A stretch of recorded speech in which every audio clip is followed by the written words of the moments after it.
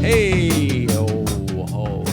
There's no Damien today. Live from the echo of a soundboard of governance. That's a reference to, that's it. It's an all-new terrific Tuesday edition of Business Pants featuring guest star and hazelnut replacement Doug Chia. Doug, welcome back to the show. Thank you. Thank you. You're like an old Glad favorite. to be back. Yeah, it's got to feel good. I mean, it's got to feel good. Yes, to spend some time. It feels liberating. It feels something.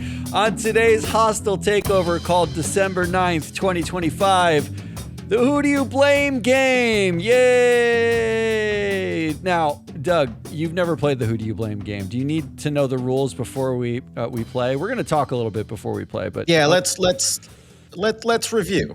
All right, here are the rules of the Who Do You Blame game. Actually, before I even get to that, our show today is being sponsored by Free Float Analytics, the only platform measuring board power, connections, and performance for free.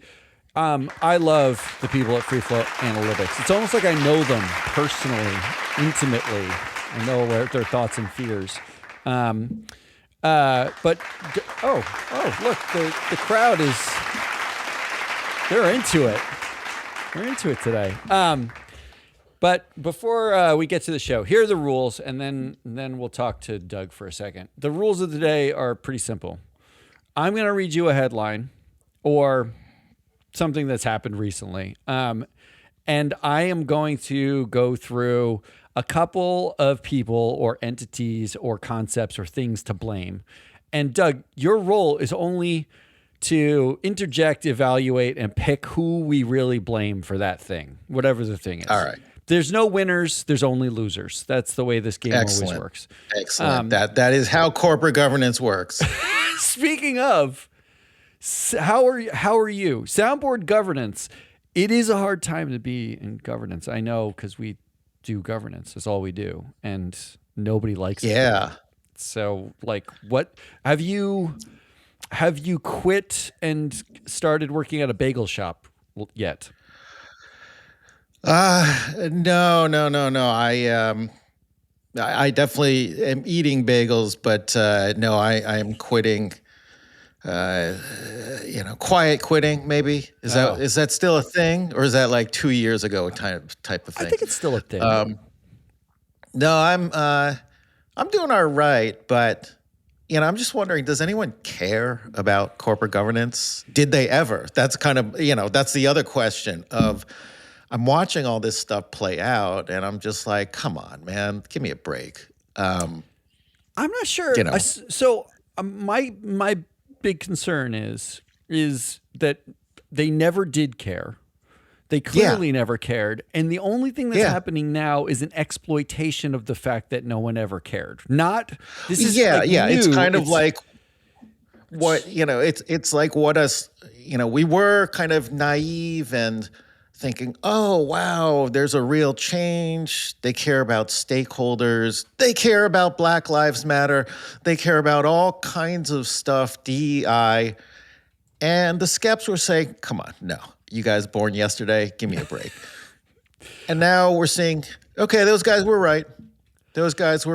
They had all the reason to be cynical. And now I'm cynical too, because all these companies are just, they're saying, oh, no, we're still doing this. We're just keeping on the QT. It's like, really? Because how do I know that?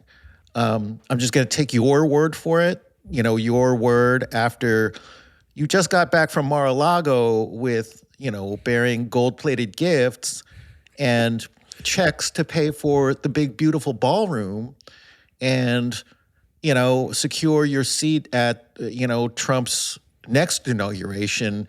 And I'm just like, this is ridiculous. Very, very disappointed.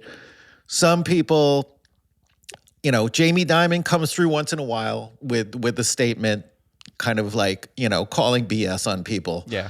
And that's good. But sometimes he's part of the problem too.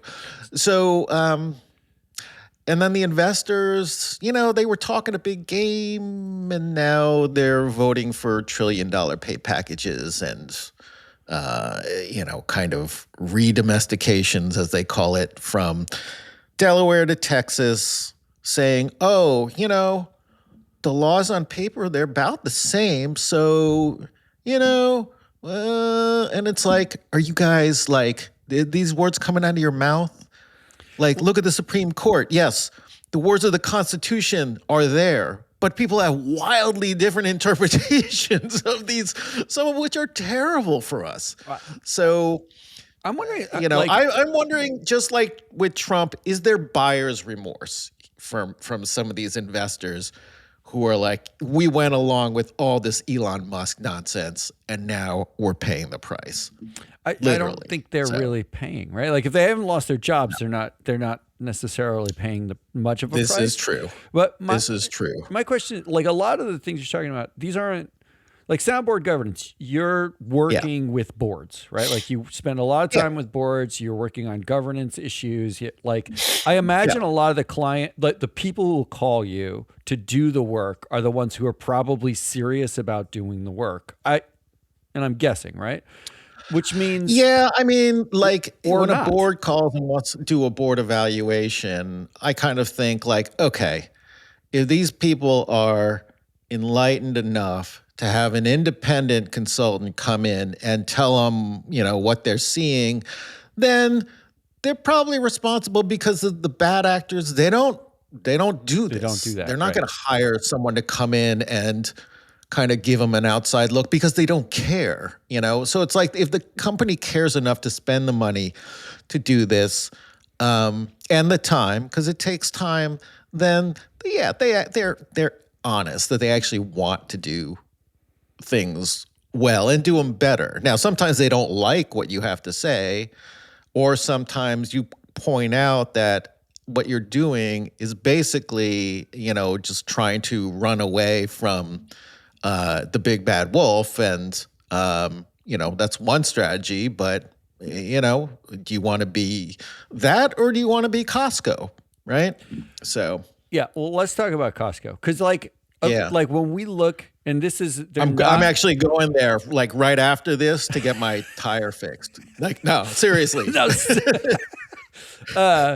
But like, so we did a Proxy Countdown show 2 years ago now, where I basically ripped into the board, because it's a fairly entrenched board. Tony James has been there a bajillion years, and like, but they're the only major company that I can think of right now that is sued the Trump administration for the tariffs, basically said this whole anti-DEI thing is ridiculous. This is like a source of revenue and competitive advantage for us.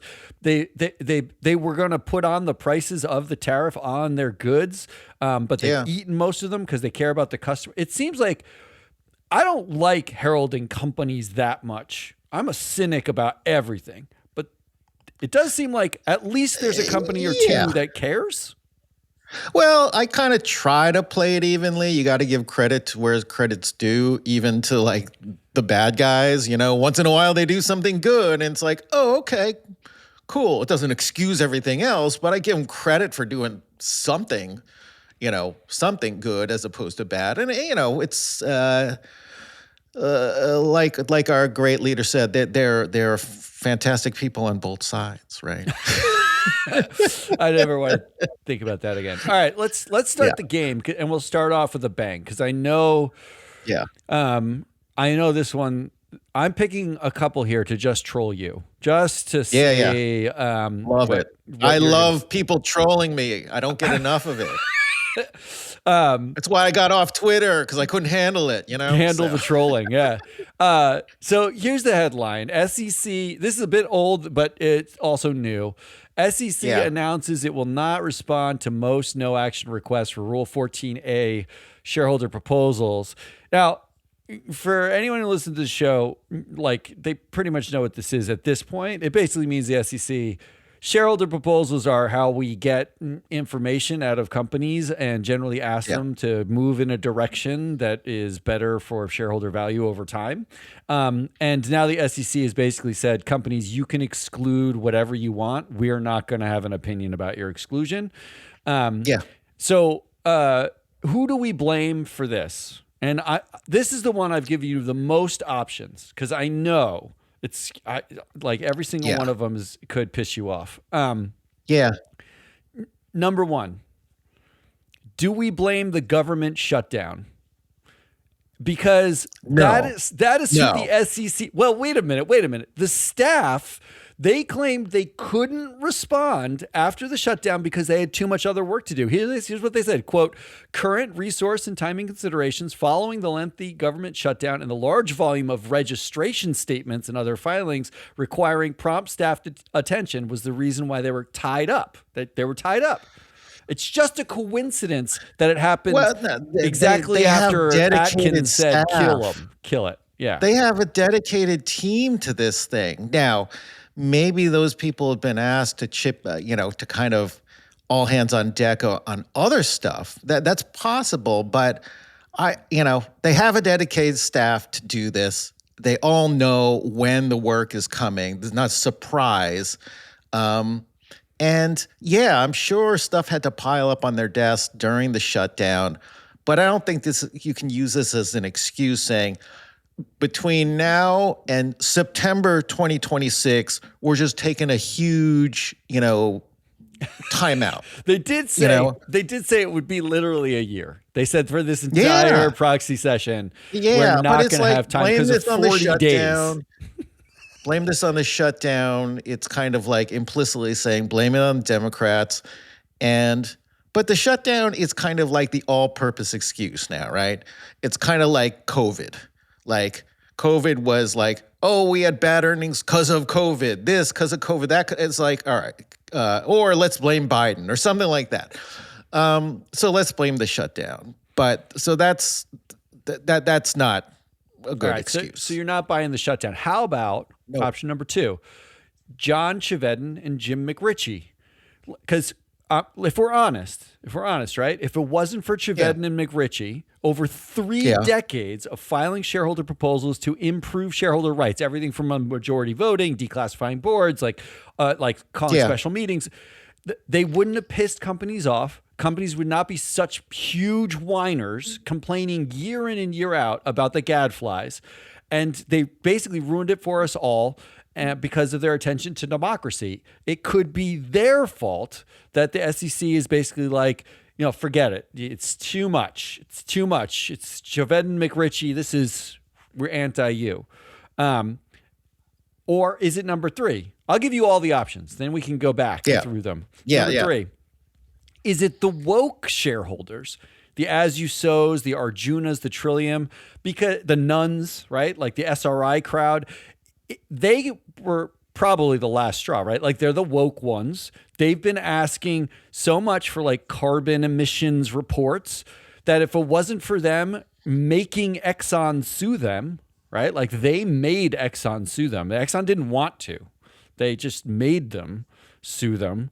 By being so woke, it's probably their fault. The SEC said this is getting all too out of hand, too woke. Or could it be number four, the anti-woke shareholders? Because if you exclude in 2025, the last proxy season in the U.S., if you exclude John Cheveddan and Jim McRitchie, the highest volume of shareholder proposals actually came from the anti-woke filers. It was National Center for Public Policy Research, National Legal Policy Center. There's one other one, Boyer Research did a bunch. Heritage got into the game. They got into the game, right? Like, and they were asking for absolutely ludicrous stuff, like stop funding trans conversion therapy, or one was actually offer trans reversal, like healthcare.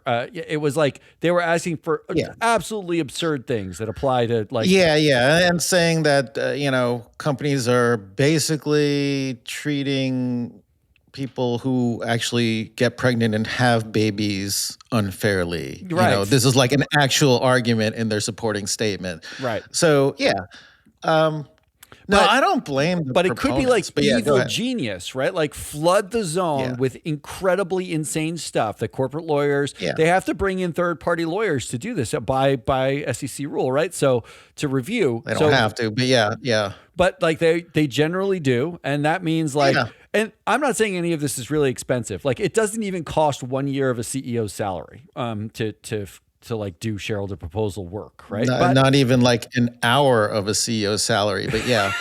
But the point is like, Serious. if you Yeah. flood the zone, right? Like if you just flood it with absurd Yeah. requests, then it looks to the SEC like this is getting out of hand, and maybe that was all part of the evil strategy, or you could blame ISS and Glass Lewis, because this is like 90% of what they were doing. Like they don't actually do much in the way of analysis on directors at all. They just say vote for them all unless there's an activist involved, which leaves them say on pay votes and shareholder proposals. Now every company has a say on pay vote for the most part. Yeah. But it's all non-binding stuff.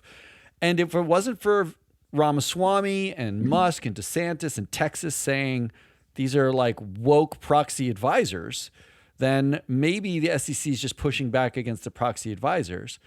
Or there's the obvious last option, which is BlackRock and investors themselves, who never actually voted on anything anyway. Like none of these things won. Like what difference does it make if we don't have them? No one fucking voted for them. Like that, like 4 of them would pass a year, and it was just the ones that Cheveddan or McRitchie did. So what are we really upset about? So your options, you said no to government shutdown, but is it Cheveddan and McRitchie? Is it the woke shareholders? Is it the anti-woke shareholders, ISS, Glass Lewis, or investors themselves? Or you could pick one, but what do you think? Yeah. What about other? Look, you have a process, and people are bringing in complaints under that process. And so they have every right to do that. They have every right to, I mean, this is written into the laws and the regulations. So then you kind of complain, well, there's too much volume. These are frivolous. And so they've done stuff over time to try to kind of, put some guardrails on it, put some filters on it, just recently, within the last couple of years, they've done that. And so, I blame Paul Atkins and groups like the Manhattan Institute that have just been lobbying for these things to be shut down. I mean, it's, I blame this administration for it's all part of their agenda of suppression of dissent. That it's all consistent with what's going on up and down the chain at every different agency. And now they have an SEC chair to actually execute on that plan. He always had a bugaboo about shareholder proposals, and particularly about proxy advisory firms. He didn't make a secret about that. He was on the SEC before. So it's him. I mean, it's his decision to do this. And so, yeah, I just blame him. I don't see anyone else. Womp McRitchie, look, you can say, I've got a lot to say about each of those parties in terms of kind of who's at fault for what. And they're all part of, if you see the shareholder proposal, industry, if you look at it as an industry, which it kind of is, then they all have a role to play in this. I would say, but though, I think, shareholder proposals, frankly, I think they get more attention than necessary. Yes, 100%. I think that's like, especially this anti-woke nonsense. It's all about fundraising and media, right? Like it's Let me have a video of me sticking it to corporate America, and then funds come in because I showed that video to my supporters. But I think meanwhile, I accomplished nothing. I really accomplished nothing except getting guys like Matt Moscardi and Doug Chia, mad, and other, just people in the industry mad. But beyond that, who cares? I mean, nobody cares. I would say, though, that like the 30-year effort, like the long arc, The short arc, Yeah. I think that's true. The long arc, we have more disclosure now as a result of perpetually asking and engaging. But I think that's a slow game, right? Like we wouldn't have any carbon disclosure if it wasn't for decades of shareholder proposals. That said, we're also like at a point where it's like we only focus on the shareholder proposals that are non-binding and never win. I don't understand. Like, why it's true that every corporate governance reform, shareholder right, whatever, started as a shareholder proposal.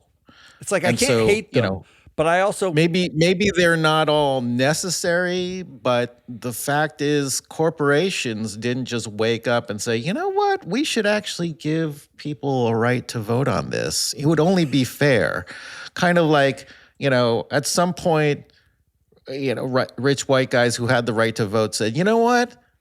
Isn't it kind of unfair that we don't let women vote? People are like, yeah, what's up with that? Why didn't we? Tomorrow, let's just do that. Let's amend the Constitution. Yeah. It's like, no, people in power don't give up power voluntarily. But so anyway, yeah, you're right. In terms of the squeaky wheels, there is a role for them to play in society. And that's, maybe they don't like being called the squeaky wheels, but that's essentially what they are, Well, we went with Atkins anyway. So let's go. Let's do number 2. All right, number 2. You ready for this one? Now we're gonna get a little less trolly, a little more, because I knew that one was like that one's an aggravating one. This one's just straight up. Okay. Here's the headline, and I'll give you a touch of background on it. Pepsi to cut product offering nearly 20% in deal with $4 billion activist Elliott. So Elliott Management, Paul Singer, took a $4 billion stake in Pepsi.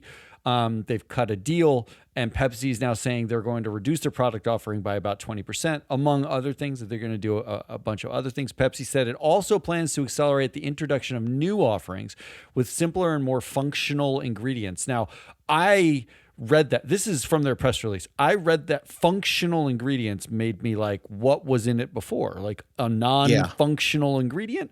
But they said including, this is a quote, Doritos protein and Simply NKD Cheetos, which contain no artificial flavors or colors. The company also recently introduced a prebiotic version of its signature cola. So prebiotic Pepsi.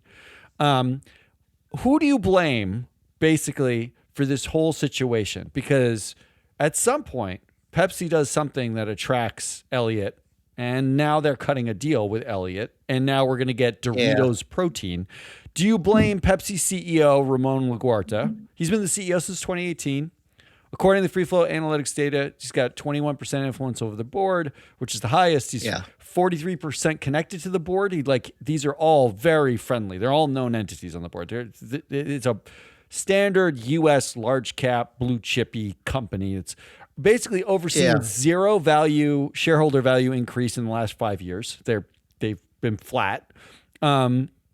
Did he just put a sign on the door, basically begging an activist to come hang out, given that they're happily, getting paid for increasing zero share value and putting out just a product after product that no one cares about, no one's selling? So do we blame the CEO? Do we blame the activists themselves, Elliott Management? So Paul Singer is notorious. He's called the vulture capitalist. He's not called like the foodie capitalist. He's called the vulture capitalist. Yeah, I actually know someone who worked for him who says actually he's a pretty nice guy, but okay. Yeah. I mean, I only know what I read. I've never met him, but he did help oust Jack Dorsey from Twitter because he didn't want to. He's on the record saying he didn't want him to go live in Africa and he thought he had too many jobs, and helped put Twitter in the hands of Elon Musk, who has 5 jobs and is far worse. In 2021, he took a 3% stake in Ahold Delhaize, the grocery chain owner. So I'm sure he's had he's probably been to a grocery store and sprinkled protein shake on a Doritos bag before. So maybe we're blaming him for everything that's going on. Do we blame the Pepsi board at large? First of all, I don't know if I'm sure all of your clients are confidential. But I don't know how many of your clients have 14 people on the board as a U.S. large cap company. It's a lot of people. It's a lot, right? Like, I wouldn't say a ton. I mean, I think BlackRock had 18, GE had a ton. I think 14 is basically at the upper end of the range of what people think is like reasonable. normal. Normal. Yeah. They're upper normal. Anything from, there's boards that have 7, which I think is too few, but like 7 to 14 seems to be that's the outside range. Probably 14 is too big. You would think 11 or 12, but at 14, my sons would say, 6, 7. I don't know if you know the whole oh my God thing. But, I'm hard out on 6, 7. It's like my kids are. Yeah, my kids are going to be embarrassed that I actually said 6, 7 on some podcast. But yeah, I'm going to send this is for them. But you do at 14 you start to see a lot of duplication on kind of board skills. This board has 4 finance types on it. Like it's like finance backgrounds. It's got 2 people with pharma or medical degrees, but there's only one person who's not a Pepsi executive or ex-Pepsi executive who's in agribusiness. I don't understand. Yeah. Like there's one guy from Bunge. Like I don't understand how everybody else on this board comes from retail, med, or econ backgrounds, and there's nobody out with food backgrounds except for the one guy. How does that make sense? Like, don't they make food? I'll tell you, it actually makes a ton of sense. It proves that their products are mostly made by chemists, right? Yes. That's why they have doctors, because it's like they've got a ton of chemists to put, non-functional ingredients. They have a function. The function is when you bite into a Dorito, there's something sprayed on there that triggers your brain to say, I want another. Yes. And then after the bag is finished, I need another bag. I'm pretty sure. Hand me some of that ranch, So it makes all the sense that they're not in the food business; they're in the chemical business. Damien calls it drugs. Chemicals that kind of get reconstituted as food. But hey, that's their business. So I think Pepsi is kind of to blame here. They've been a perennial target. How many years have we been talking about? You got one more Pepsi. option here. You got one more option. Your final option is Roberto Martinez and Tara Glasgow. Roberto Martinez is the chief commercial officer and the CEO of new revenue streams at Pepsi, which we should blame. I mean, Doritos protein. First of all, hard out on Doritos protein, but Tara Glasgow is the chief science officer at Pepsi. Between the two of them, someone has to be held responsible for Doritos protein and Simply NKD Cheetos, whatever that is, right? Like, what is NKD? I don't even clearly know. Something I don't want to put in my body. It's anti-Maha. It's all these bad things. But the thing is, like. This is another cynical take. I mean, Paul Singer does what he does. I mean, it's probably another money grab for him. I don't think he cares about actual, Pepsi products or Pepsi customers, but he sees, there's bloat in this company.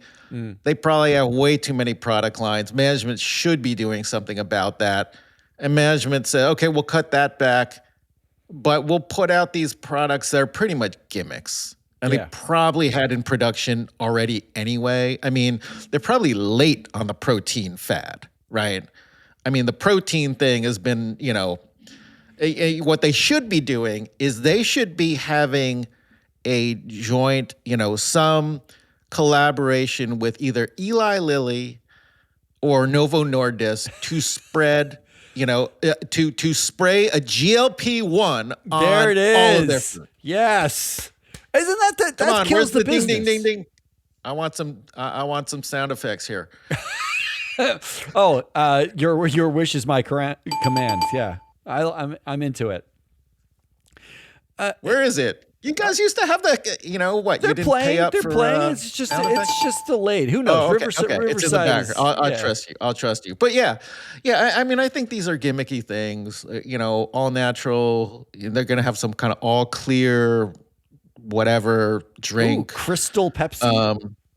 or organic Doritos, organic Cheetos, or organic Fritos. Slimming Vegan. Cheetos. Oh, do they have gluten-free stuff yet? If they don't have gluten-free, they're really behind. They are really freaking behind. Paul Singer does not care about any of these things, right? Paul Singer's like, I mean, cut your products he by might 20%. have celiac. This might be he's mad because he has celiac and is not getting product offerings. But that's a deep I think cut at the right end there. of the day, you know, management isn't to blame, but they probably put themselves in this position. They've been targets of activists going back like a couple decades now. So it's not like they don't know that this is a possibility. How come Coke doesn't get attacked by activists, right? Their number one competitor. So So then there you who do go. blame? Whose fault is it? I think at the end of the day, it's management. So we're gonna say They should CEO. be on this. We'll say the CEO. We'll say the CEO's to blame. I mean, yeah, people want to blame the activists, but that's what this is. Activists, that's what they do. You know, that's their kind of raison d'etre. So it's like you can't blame them. That's just, you know, they're in the business of doing this. Pepsi should be in the business of making themselves not so vulnerable to this kind of stuff. Just to clarify the rules, there's no French on this show. Raison d'etre. Okay. Fat, dumb, and happy is no way to go through life, sir. There you go. All right. Third, who do you blame? Ready? This is straight up simple. Yeah. Headline is Jimmy Kimmel signs ABC extension through 2027. Okay. Now, typically Kimmel has signed multi-year extensions. They're saying don't read into it because it's only a 1-year extension. Kimmel has basically been on the record as saying he wants to go out on his own terms. So he knows the end is coming is the speculation here. But who do you blame? Okay. Because, I mean, there's some easy people to blame, right? Obviously Bob Iger, right? Like he yanked Kimmel to kiss Brandon Carr's ass in the affiliates. Then he put him back on when subscribers canceled and they convinced, you know, everyone to re-air him. And now he's extending Kimmel. It's got to be, is this like Iger's don't say gay Bill Chapek moment where he's basically just flip-flopping back and forth and there's no clear signal here. But Iger's, you know, done a lot of sort of like suspending ESPN personalities for stuff. And so I don't know, is this, you know, just Iger being Iger? Do we blame Disney's board? Because we know the board basically just whatever Iger says goes. We clearly know that either the board knew when they yanked Kimmel or they didn't. In both cases, they were wrong, right? Like if you're going to make like bend the knee to Trump and the board's not involved, that's a problem. If you're going to bend the knee to Trump and the board is involved and then you reverse course, they made a bad decision within 7 days, right? And like we have Iger again because most of this board re-picked him after picking Chapek badly, right? Like Susan Arnold, head of NOM, left, but Mel Lagomasino and Derica Rice still on the board. They were on the NOM committee at the time that Chapek got picked, and then Chapek leaves and Iger's re-picked. So maybe it's the board, maybe it's ISS because I love blaming ISS for stuff. But when Nelson Peltz used Ike Perlmutter's money to take his stake in 2024. He he targeted voting out Mel Lagomasino, who was the longest tenured director at 8 years at the time, and on the NOM committee. And ISS agreed only for in 2025 when Peltz is gone, he's lost. ISS backed Mel Lagomasino, and she got 98% of the vote again. Right? Like it's almost like it never happened. And no investor remembered that the year before she was compromised, horrible, couldn't do the job. The year after, she's totally fine. So the flip-floppery is basically everywhere. It's not just Iger flip-flopping on on Yeah. Kimmel. It's ISS flip-flopping on the board members. Or do we blame Brendan Carr? Because this is Iger just putting a finger in the eye of Brendan Carr and the angry conservative affiliates. This is Disney being woke again. We're bringing Kimmel back. Screw you all. So Iger, Well, you could bring board, also ISS, Sinclair, right? Isn't Sinclair is in this, yes. right? Yeah. They're stick your finger in Sinclair and Brendan Carr and the FCC's eye. Yeah. So your options are Okay, Iger, board, ISS, or sort of the conservative mob that is Brendan Carr. No. So I'm going to go with another other. You're killing me. This is You're killing frustrating. I know. You can fail me at this game. But okay, look, I love blaming Nelson Peltz. I love blaming ISS. I love blaming anyone from the Trump administration, but I'm not going to do that this time. I blame Jimmy Kimmel's agent. Oh, baby doll. If I'm Jimmy Kimmel's agent, think of this as he's like a superstar sports, guy. I'm gonna get him a 10-year deal and with some kind of a player option out after 1 or 2 years. If Jimmy Kimmel wants to leave and become a free agent or retire or something, he has the option to do that. But but otherwise, the company's on the hook for 10 years. And if they fire him, they have to buy him out. That's what the Aaron Judges and, Mike Trouts of the world do. They lock in these long-term contracts, which are totally unjustifiable. But they also are in control because they can say, hey, at a certain point, I want to be a free agent. You got to let me, you got to let me do that. So whoever Jimmy Kimmel's agent is, and obviously he has an agent, he probably has multiple agents. What were they doing? They're supposed to negotiate this stuff on his behalf. Actually, Jimmy Kimmel's not sitting there with Bob on the phone saying, hey, Bob, I'd like to have 2 years. Bob's like, okay, 1. Well, I'll tell you. Jimmy Kimmel could say, hey, dude, I retire when you retire, okay? Because you clearly never retire. So I want your deal.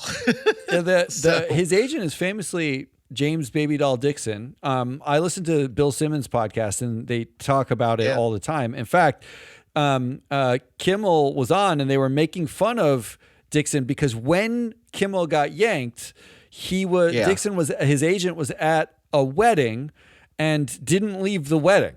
Didn't stay, showed up afterwards after negotiations had happened. I mean, they made fun of him. I don't know what actually transpired. That's a fireable offense. I love this as a deep cut. And you're right. It brings me to a different point, which is if you treated board members the same way, like with multi-year contracts and buyouts and trade clauses, can we get to a point where we can trade directors and trade, that would be so cool. Wouldn't that be the greatest? That would be so funny. But Jimmy Kimmel, it's like, why aren't you hiring Ari Emanuel, to just go scorched earth on these guys? You have leverage. I mean, you have freaking leverage at this point. But Ari Emanuel, whatever. I'm not in the Hollywood business. So if I were, I would have been Mike Ovitz. Pay me $100 million for sucking for 14 months. Greatest move ever. I mean, give me that deal. I will suck for 14 months if you pay me $100 million. What a deal. Whatever you got. All right, here's number 4. And we're coming to the end. The 5th one is short and sweet, but here's number 4. Yeah. And this is the big news of the day. Trump says Netflix Warner Brothers Discovery deal could be a problem as son-in-law Kushner backs Paramount bid. Trump has now said, I'll be involved in that decision too. I mean, listening to what he says is kind of hard because I think he could be asleep at any moment. You don't actually know if he remembers what he says anyway. But Paramount did show in their regulatory filings for this hostile bid that Jared Kushner's firm, along with several basically every Middle Eastern sovereign fund and $40 billion of Larry Ellison's money would be committed to the Paramount hostile takeover. And they disclosed, David Ellison, the Nepo baby, disclosed that he texted co-CEO Ted Sarandos that this is not their last and final offer. They effectively saying they can go higher. Who do we blame for this nonsense? Regardless of what you think of whether Netflix should get it or Paramount should get it or anything like that, it is insane. Do we blame Larry Ellison? Because without Daddy's $40 billion, I mean, what's $40 billion when you have the net worth of $269 billion and you own a Hawaiian island? But without Daddy, there's literally no deal. This only exists because Nepo Daddy exists, right? Like, there's no deal without Nepo Daddy. Do we blame the Middle Eastern sovereign funds, who I actually think this is dictator capitalism, right? Like, they've been involved in Ellison TikTok, Trump Air Force One, Musk and Grok, Ellison and Paramount, Musk and Twitter. They're basically targeting every conservative who's dismantling, like competition. So are they involved here? Are like they're the involved Saudis? here? Yeah, they are. I didn't know that. There's $40 billion from Ellison, Daddy Ellison, and there's a couple billion from each of the sovereign funds and Kushner's firm. So they're all involved in here. They're taking non-voting shares if they win the bid. Can you even watch streaming services in Saudi Arabia? No, of course not. You don't get HBO. They're not watching Game of Thrones in Saudi Arabia. Hell no. Do you blame Robbie Starbuck because he claimed victory in the Skydance acquisition? Well, Robbie Starbuck inserts himself in everything. He said the Starbucks during the Skydance acquisition when baby Ellison bought Paramount. He basically said that he was the one who got, as part of the deal, got DEI scrapped at Paramount. And he used the opportunity to lick the boot of Brandon Carr. He said publicly, like, I'm so glad we have an FCC chair who recognizes the importance of traditional something or anti-woke something or whatever. So maybe your goddamn ponytail off, bro. I mean, this is a man who, before he did this, was a music video director and did a documentary, like a spurious documentary about children's safety or whatever. Like, he's an internet troll, right? So maybe he's involved. Or do you blame Warner Brothers Discovery chair of the board, Sam DiPiazza, who was an almost lifer? He had a 3-year stint after retiring. He was from 1973 until about 2011. He was at PwC as an accountant before going to Citigroup as an iBanker for a couple of years, then retiring for good. This is an accountant running the board of Warner Brothers Discovery, a massive media company. And no one has heard of this guy. His name's not in the news. No one's talking about him. But he had to approve the Netflix deal. They got all the bids. In fact, the Paramount deal came to the board, right? Like, they chose the Netflix deal over the Paramount deal. And Paramount went hostile when they didn't get chosen, like throwing a big baby tantrum. The board got all the bids. They chose this one. If they had chose baby Ellison, he wouldn't be throwing a temper tantrum with Daddy's money. There's no hostile takeover. True. There's no conservatives rejoicing. Do we blame board chair Sam DiPiazza? So you got Ellison, Middle Eastern sovereign funds, and some sort of clever conservative takeover of all media in this country. Robbie Starbuck, because he's everywhere, obviously, or the chair of the board, Sam DiPiazza. Okay, I actually have an answer that's not an other. Yes. But a couple observations here. Obviously, all roads lead back to Trump, right? But you mentioned investment bankers. It's interesting, in terms of Warner Brothers investment bankers, shouldn't they be kind of like preventing this kind of, if they did their job, they wouldn't have this hostile out there, right? I don't know. Or maybe they can't control it. Or maybe they love it. Maybe they're like, hey, let's get I think they get the fees either way. Netflix is actually committed, as part of the agreement, a $5.8 billion failure payment to Warner Brothers. Oh, okay. So from an iBanker's perspective, it's like, oh, well, we don't care about a hostile because this is the largest. Like, if this merger doesn't happen between Netflix and Warner Brothers, It's $5.8 billion that in most cases goes to Warner Brothers, and they'll get a part of that fee, right? Like, I'm sure they're taking a cut everywhere. So everybody wins. Yeah, so it was interesting. I was listening to some, I guess, the Times podcast this morning about this deal. And I didn't know, it was probably one of the Ellisons, or, they were talking about in terms of the argument to the FTC in terms of why, this would be bad for America or for consumers for Netflix to essentially buy HBO, right? Yeah. And he said, well, this is like the number 2 streaming service buying the number 3 streaming service. That would be like Coke buying Pepsi. And I was like, okay, so what does that make you? CNC Cola? RC Cola? Like, a total nobody. So you just admitted that nobody watches freaking Paramount Plus. Actually, true. I have on my calendar, like another not joke, cancel Paramount Plus 7-day free trial tomorrow. Yeah, did you get it to watch? I think I got it on game? Thanksgiving for something, and now I'm like, all right, I'm canceling that. It was a one-timer. So no, I blame Larry Ellison. I mean, it's like Larry Ellison, Trump. It's the oligarchy. He knows, hey, I'm an oligarch. I can come in. I can get the FTC what I want out of the FTC, because the Supreme Court is basically going to let Trump fire anybody, and maybe he'll put me on the damn FTC.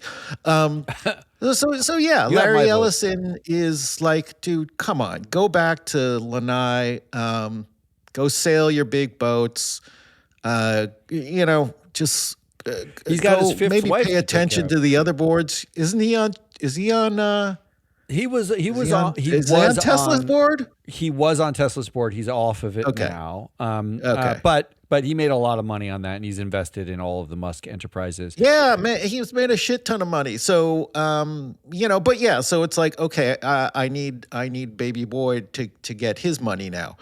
So I'm going to intervene. But he's only intervening because he's part of the, he's a oligarch A-lister.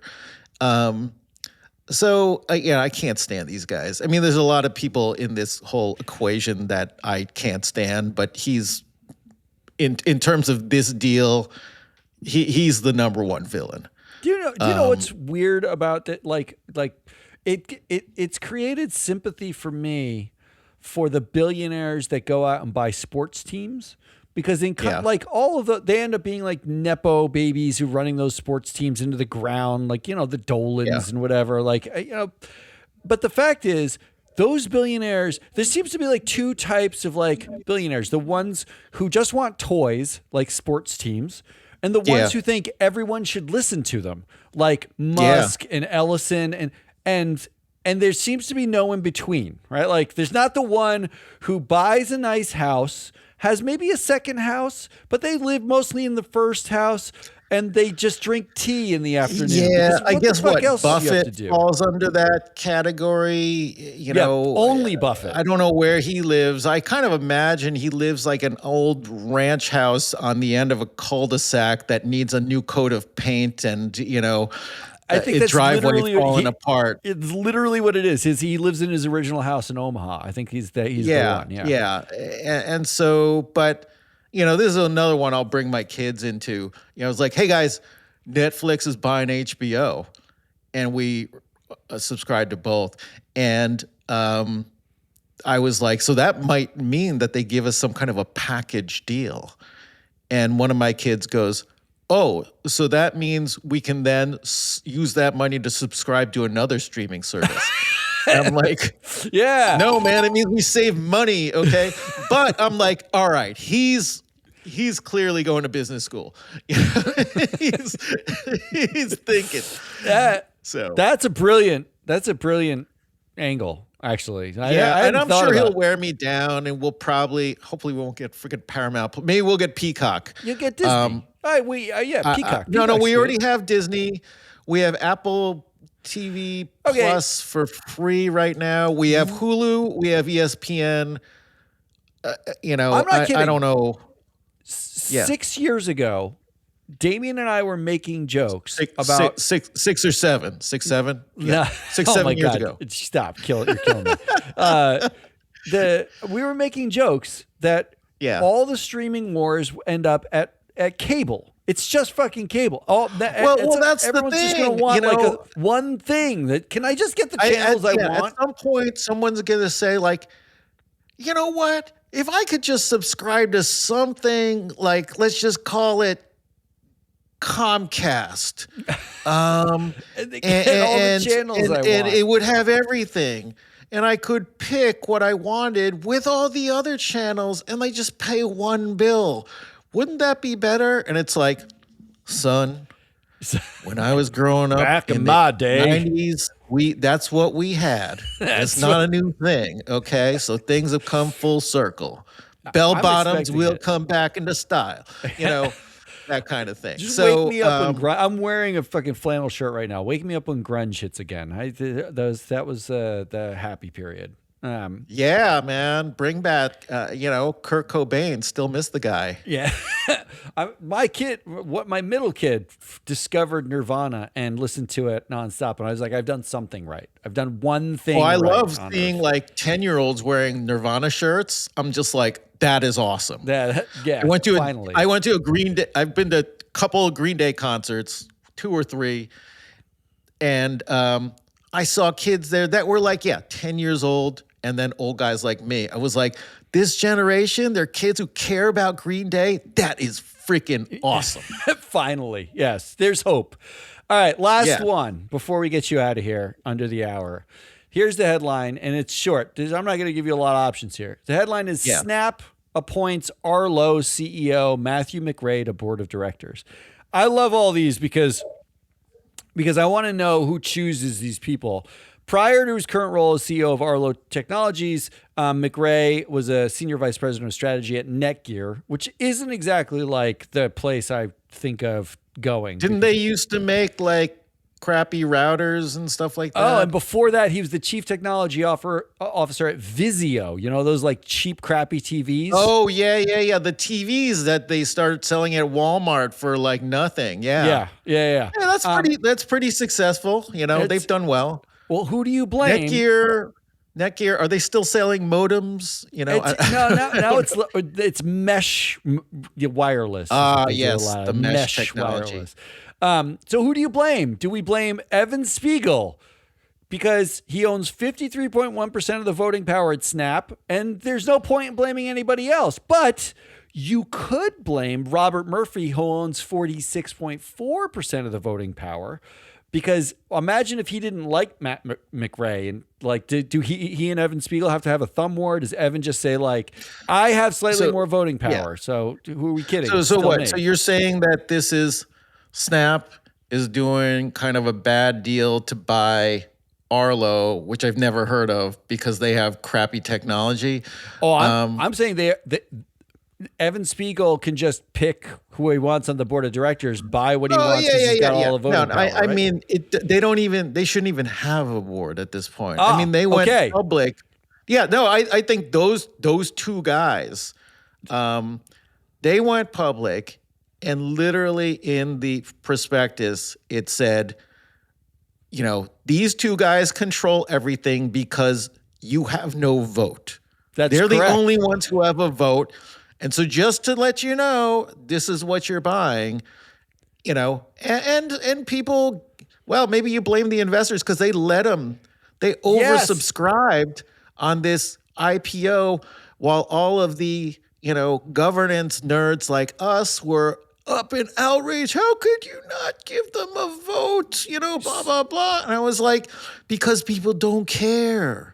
But they don't care about the vote. They just want to buy they just want to make money in the IPO. That's all. Investors buyer beware. They're my third option. And they're like, get the stock exchange to ban them. I'm just like, No, if that's what people want, So then Snap is actually freaking not let 'em. allowed. Snap is not allowed to be on an index because it has no voting shares. But investors That's are so ridiculous. hypocritical that Meta is on every index and is part of the Magnificent Seven. It's dragging the world.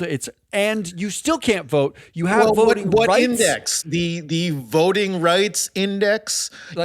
Fine, kick them off of that. But if it's the S&P 500 They're and not they allowed are to be on it. capitalized in the top 500, then they get on, right? They're not allowed but to be I don't on know it where according they to the are. rules. That's where investors. ridiculous. That's where investors get nuts, right? Like they say, Well, like, but oh, the we have thing is, no like, voting Snap- rights Yeah. at Snap, but we have voting rights at Meta. We just don't own the voting rights. Mark Zuckerberg. Yeah, they just owns all don't the mean voting anything. rights. That's all. Yeah. So it's the kabuki what theater. about Alphabet? I mean, come on. Yeah, like same they're with a Alphabet, worst right. offender.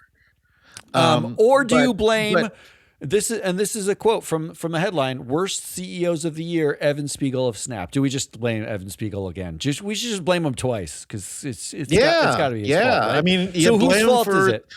you blame for being a crappy CEO and a bad owner, right? So you get blamed twice. You want to be chairman and CEO, you get blamed double. How about that? I like it. All right, we'll end with Evan Spiegel gets double blame.